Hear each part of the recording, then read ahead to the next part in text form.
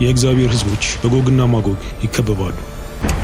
በራዕይ 20 ከ7 እስከ 9 ላይ እንደተጻፈው የሺህ ዓመቱ የሰላም ዘመን ሲያበቃ ሰይጣን ከታሰረበት ይፈታል፣ ዓመፅም ከእርሱ ጋር ዳግም ይነሳል። የእግዚአብሔር ሕዝቦች በጎግና ማጎግ ይከበባሉ። በዚህ ወቅት ነው የመጨረሻው እሳትና ዲን የሚዘንበው።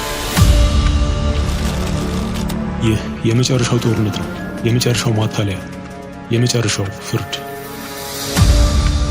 የዓለማችን ዕጣ ፋንታ በቀጭን ክር ወደሚንጠለጠልበት ወደ ትንቢቱ ዝርዝር ጠልቀን እንግባ።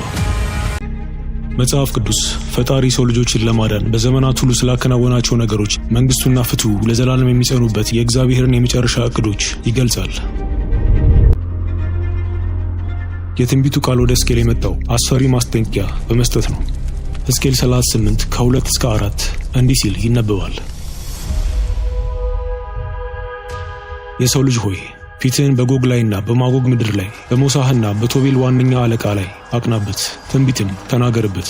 እንዲህም በል፣ ጌታ እግዚአብሔር እንዲህ ይላል፣ የሞሳህና የቶቤል ዋነኛ አለቃ ጎግ ሆይ እነሆ እኔ በአንተ ላይ ነኝ፣ እመልስህም አለሁ፣ በመንጋጋህም ልጓም አስገባብሃለሁ። አንተና ሰራዊትህንም ሁሉ፣ ፈረሶችና ፈረሰኞችን፣ የጦር ልብስም የለበሱትን ሁሉ፣ ጋሻና ራስ ቁር ሰይፍ የሚያዙትን ሁሉ ታላቁን ወገን አወጣለሁ። ታላቅ ህብረት በመፍጠር እንጂ ጎግ ብቻውን አይዘምትም።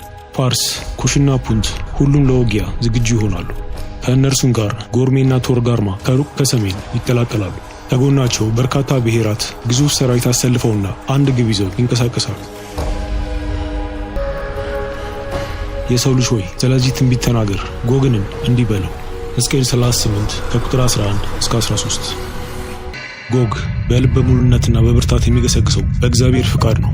ሕዝቡን ለማጥፋት ሳይሆን መለኮታዊ ፍርድንና ግርማን ለአሕዛብ ለማሳየት ነው። ጎግ ወደ እስራኤል ምድር ከገባ በኋላ እግዚአብሔር እንዲህ ሲል ምላሽ ሰጠ። በዚያም ቀን ጎግ በእስራኤል ምድር ላይ በመጣ ጊዜ መቅሰፍቴ በመዓት ይመጣል ይላል እግዚአብሔር። በቅንዓቴና በመዓቴ እሳት ተናግሬአለሁ። በእስራኤል ምድር ላይ ጽኑ መናወጥ ይሆናል።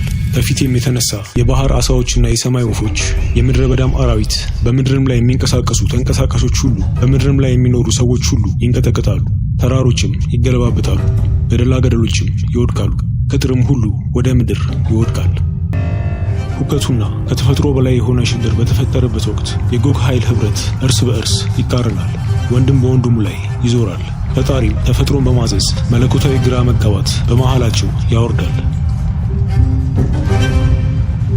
በቸነፈርና በደም እፈርድበታለሁ፣ ዶፍም የበረዶም ድንጋይ እሳትና ድኝም በእርሱና በጭፍሮቹ ከእርሱም ጋር ባሉ በብዙ አሕዛብ ላይ አዘንባለሁ።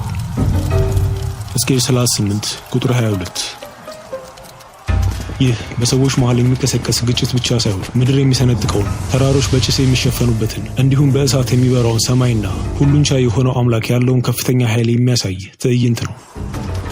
በማጎግም ላይ ሳይፈሩን በደሴቶች የሚቀመጡት ላይ እሳትን እሰዳለሁ፣ እኔም እግዚአብሔር እንደሆንኩ ያውቃሉ።